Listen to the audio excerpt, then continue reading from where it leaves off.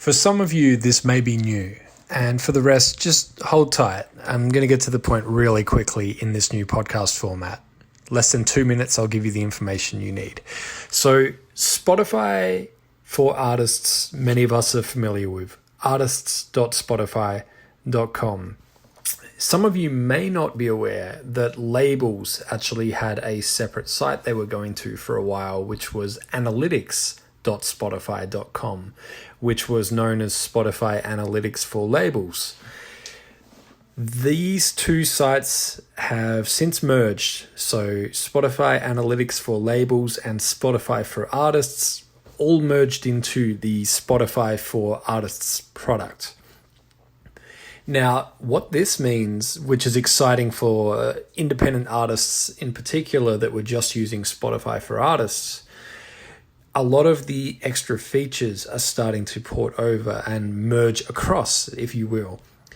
One of those features that we are now seeing is if you go into Spotify for Artists, so artists.spotify.com in your web browser, and you manage multiple artists, click in the menu, and on the left-hand side, under the list of artists that you can see, you will see a button that says Your Roster. If you click on this, it will show you all of the artists that you manage. It will also show you the next release date that is scheduled for each artist, and if there is any opportunities to fill out a pitch form.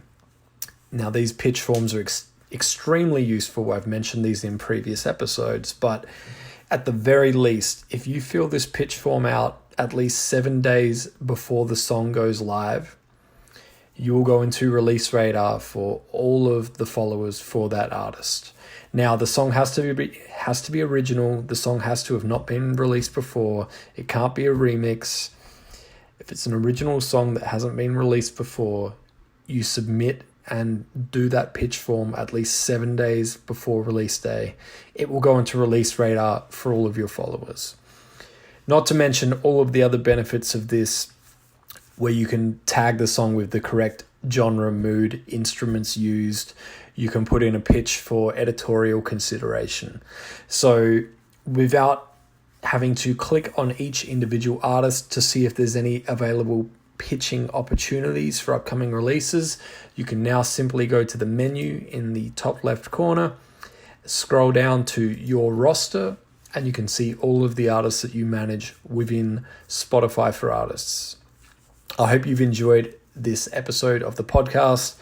I've mentioned this in the last few episodes, but this is a new short format, getting to the point very quickly to give you the information you need.